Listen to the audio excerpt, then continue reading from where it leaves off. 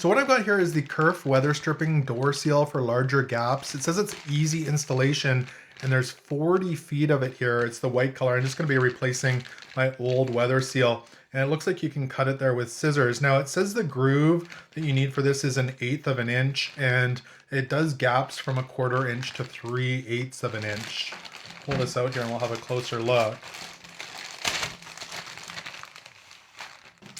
So it comes coiled like that. Again, there's 40 feet of it, and we'll grab one of the ends here.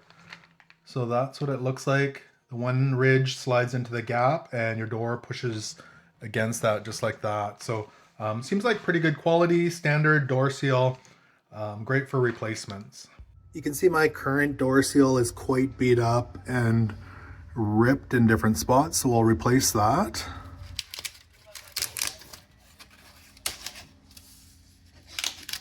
And it just pushes in the gap there. And again, this is the 1/8 of an inch gap that this is designed for.